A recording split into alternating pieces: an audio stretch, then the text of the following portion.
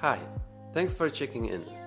I will share with you my not so typical adventure in Guatemala that ideally will be informative and entertaining.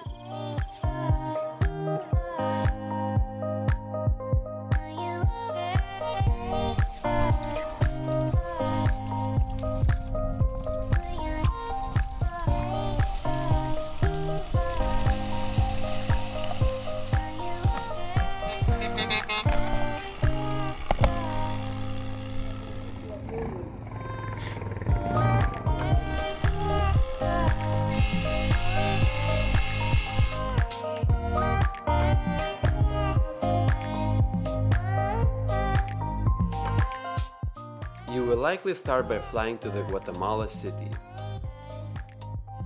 Unfortunately, I can't tell much good about Guatemala City. It's large, crowded, and dangerous too. Multiple times have I been warned about pickpocketers and worse. Luckily, just an hour's drive from it is the old capital city, Guatemala Antigua. It's the prior capital that was destroyed by a series of earthquakes in 1773. Today, you can find colorful traditional Guatemalan architecture, friendly locals, and local food choices. A city tour and a food tour should be in a to-do list here. I stayed in Antigua a few days with a couchsurfer host. Lake Atitlan, or Lago de Atitlan, is another frequent stop on many visitors' itinerary, and it was in mine too. It's a volcano-rimmed lake with plenty of backpacker hostels and Mayan villages that dot the shores. I stayed in San Pedro. Small, truly unique town, and again, couchsurfing.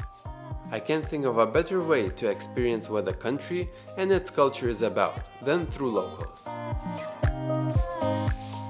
Yet the most fascinating attraction is the lake itself, surrounded by vast mountain ranges and few volcanoes.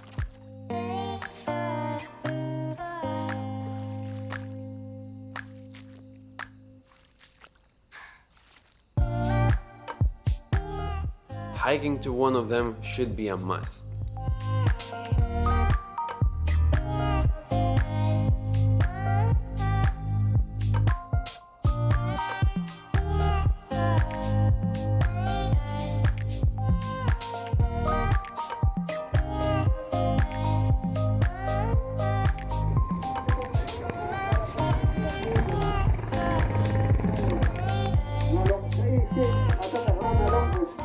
Generally, food prices for a meal are around $3 at a cheap restaurant, $2 in the street, or for $1 you can get a bunch of fruits at a local market, which is on the list of recommendations anyway.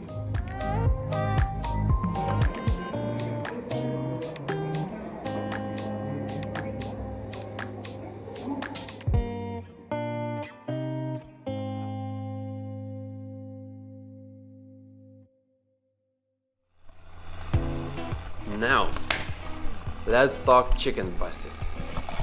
They are the single most adventurous part of Guatemala that I enjoyed the most. The chicken buses are reincarnated North American school buses driven by maniac drivers who thought Formula One was too easy.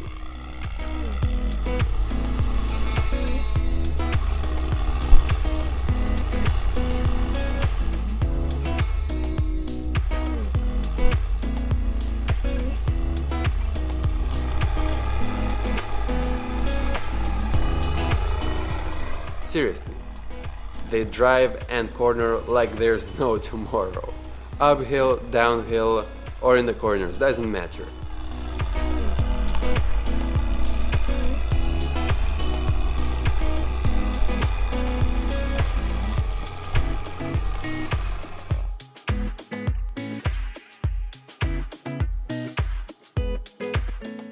Transportation costs from $1 to $3. But if you're going further away and chicken buses are no longer available, then the trip could cost you around $10 or more.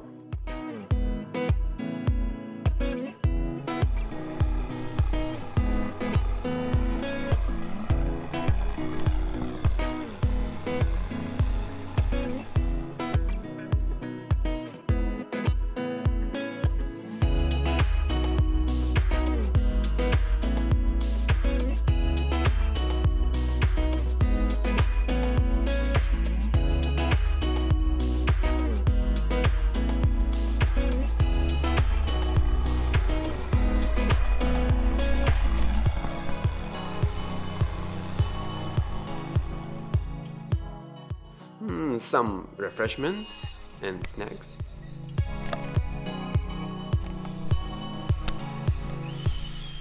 And they don't stop for anything, unless it's a passenger. Or actually no, you have to jump in or out while the bus is still moving. And your only possible toilet break happens when the driver wants to go himself. And that happened just once in hundreds of kilometers in my experience. So drink accordingly. You could also call these buses simply death machines. A sudden stop or crash and the trajectory of every head is bound to cross with a naked steel bars. All of that makes for the most quintessential Guatemalan experience there is. So don't let that thing discourage you.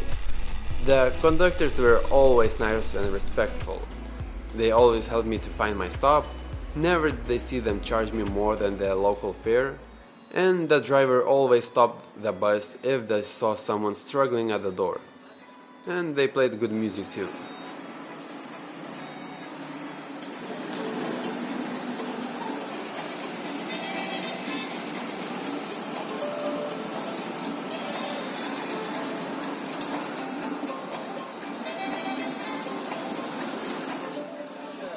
The sign says the operation of the bus is prohibited if anyone is standing.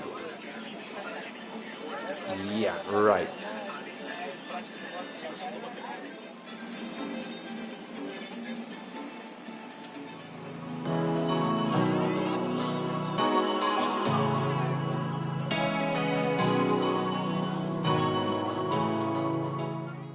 I made my way to Rio Dulce, or Sweet River by direct translation, where I lived in catamaran with bearded men for a week through workaway.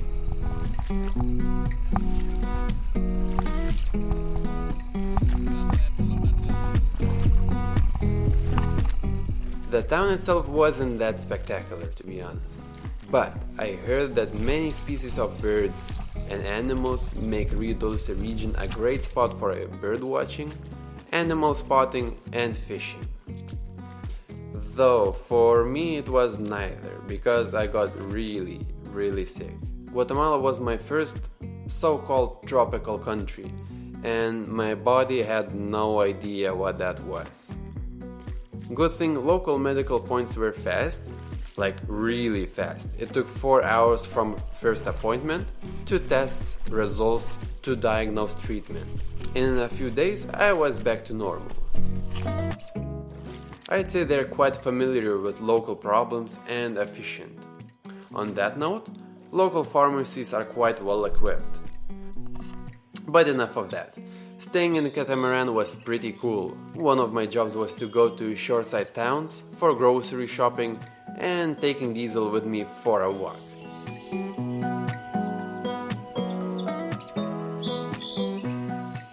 Next up, close to Rio Dulce, was Flores. I quite liked it here, and you might too, particularly if you want to experience bigger and somewhat less touristy Guatemalan town. I managed to find a hostel for $3 here, and therefore stayed a few days enjoying the local flow of life.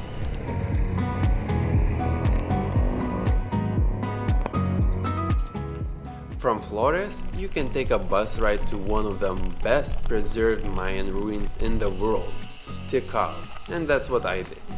Just instead of taking a bus, I rented a motorbike from an owner of one tourist agency for $20. It was his personal bike. I can't recall seeing any typical rentals.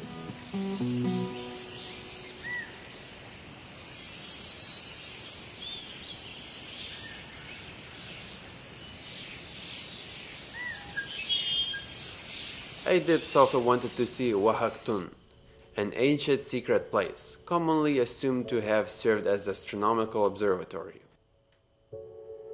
Hello there, beds.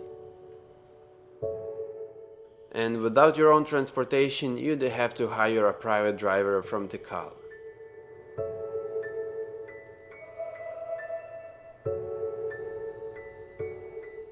color monkeys, and dense jungle make walking around the ruins an adventure itself.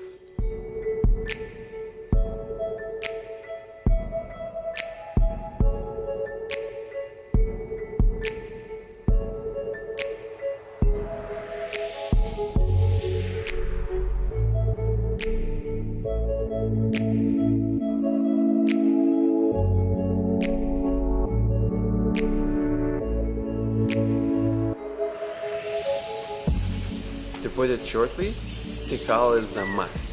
It's one of the largest archaeological cities and urban centers of the pre-Columbian Mayan civilization.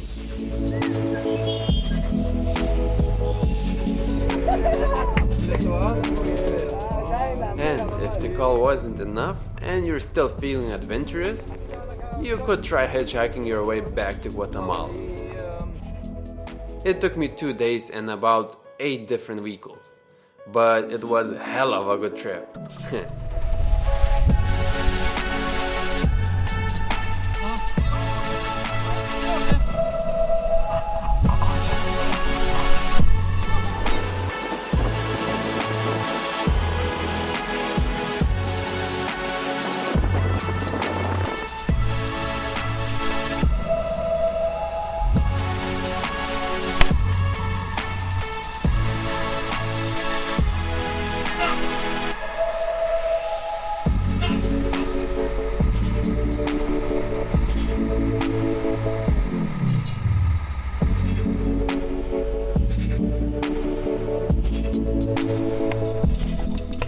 It's a good way to practice your Spanish too.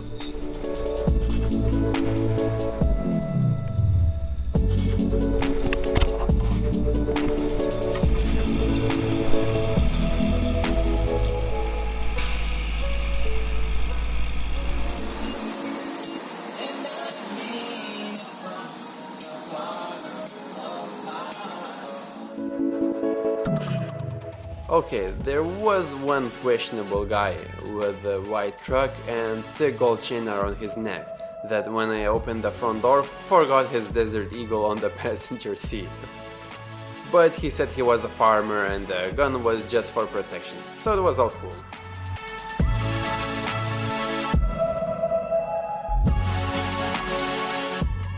Thanks for sticking till the end. I have added a link in the description to a map of great places for you to visit in Guatemala. Hopefully this guide and the map will be of use. Until the next time.